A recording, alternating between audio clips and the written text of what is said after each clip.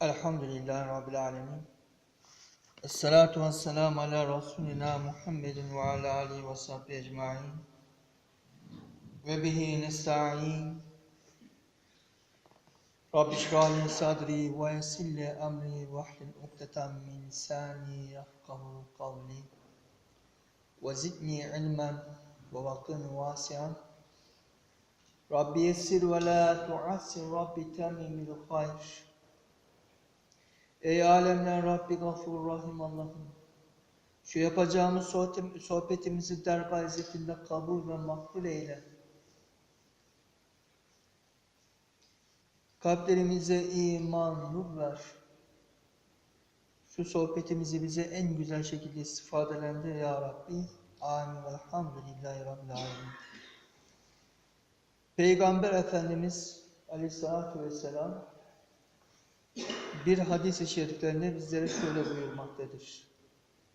مَا مِنْكُمْ مِنْ أَحَدٍ يَتَوَضَّأُ فَيُبْلِغُ اَوْ فَيُصْبِغُ وُضُوءًا ثُمَّ يَقُولُ اَشْهَدُ اَنْ لَا اِلَٰهَ اِلَّا اللّٰهِ وَاَنَّ مُحَمَّدًا عَبْدُ اللّٰهِ وَرَسُولُهُ اِلَّا فُتِحَتْ لَهُ أَبْوَابُ الْجَنَّةِ الثَّمَانِيَةُ يَدْخُلُ مِنْ اَيِّهَا شَاءَ. Sadaka Resulullah sallallahu aleyhi ve sellem. Peygamber Efendimiz Aleyhisselatü Vesselam bu hadis-i şerifinde bize abdestten bahsetmektedir. Kim abdesti alır ve kelime-i şehadeti getirirse ona illaki ve illaki bütün cennet kapıları açılır ve istediği yerden girerdir. Yani abdestin bizler için ne kadar mühim ve ne kadar önemli olduğunu burada Peygamberimiz vurguluyor. Şimdi مَا مِنْكُمْ مِنْ اَحَدٍ, sizden biriniz olmadı. Yani sizden biriniz yapmadı. Fakat يَتَوَدَّهُ, abdest alıyor فَيُبْلُغُ اَوْ فَيُصْبِهُ الْوُضُوء. Yani abdesti en güzel şekilde alarak abdest aldığı anda olmuyor. Ancak ne oluyor? İlla ancak fütihat lehu, ona açılır. O abdesti güzel alan ve kelime-i şehadet getiren kimseye ne yapılır? Açılır. Ne açılır? Ebvâbul cenneti semâni. 8 cennet kapısı açılır. Yani cennetin 8 tane kapısı vardır. Her kapıdan ayrı ayrı fazilette insanlar girecektir. Fakat işte Cenab-ı Peygamber Efendimiz diyor, abdesti güzelce alan ve kelime-i şehadet getiren iki, bütün 8 kapılar açılıyor. يَدْخُلُ مِنْ اَيَّشَى, ve istediği kapıdan, istediği yerden ne yapacak? Girecektir.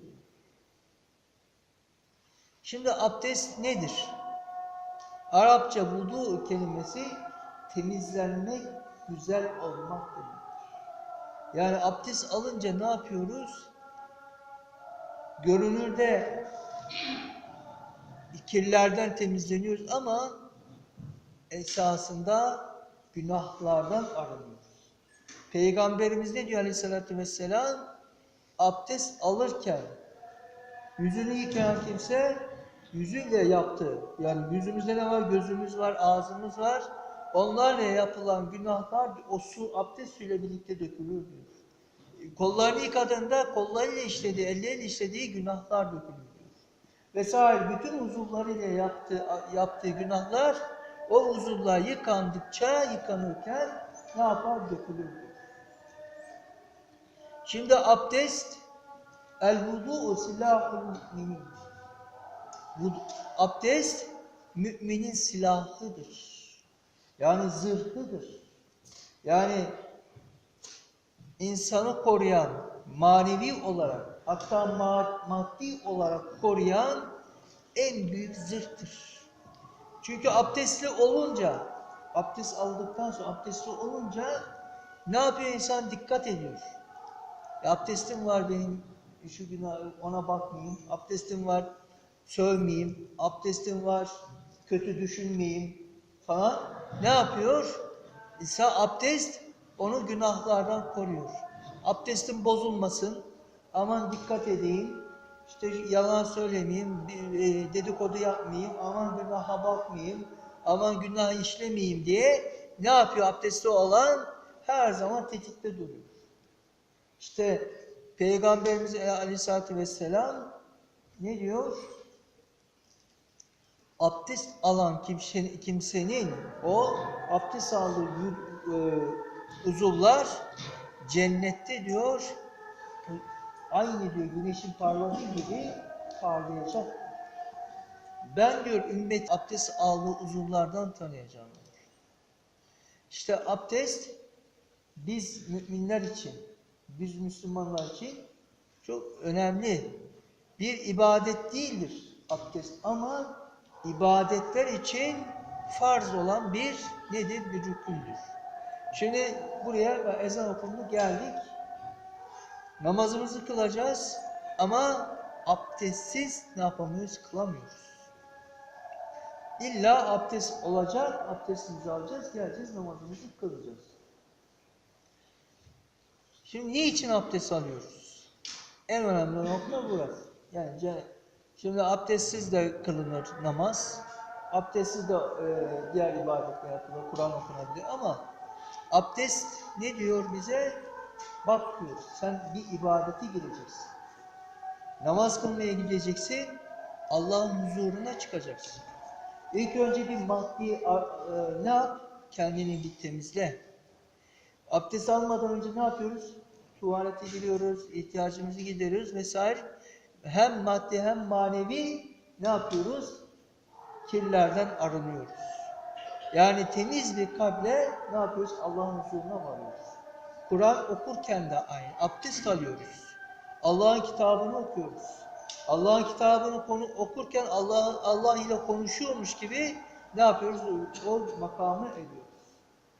Sen Allah'ın huzuruna çıkıyorsun. Sen Allah ile konuşuyorsun. Öyleyse ne yapacaksın? Maddi ve manevi temizlik, arınma olacak. İşte bu yüzden Peygamberimiz diyor abdesti güzel alan ve arkasından kelime-i şehadet getiren 8, onun için bütün 8 cennetin 8 kapısı açılır ve ondan istediği gibi girer diyor. İnşallah biz de Allah'ın izniyle, Allah'ın inayetiyle her abdest alışımızda güzelce alalım, uzuvlarımızı güzelce yıkayalım ve arkasından eşhedü en la ilahe illallah ve eşhedü enne Muhammeden abduhu ve resulü diyelim. Cennet kapıları bize aralansın, açılsın.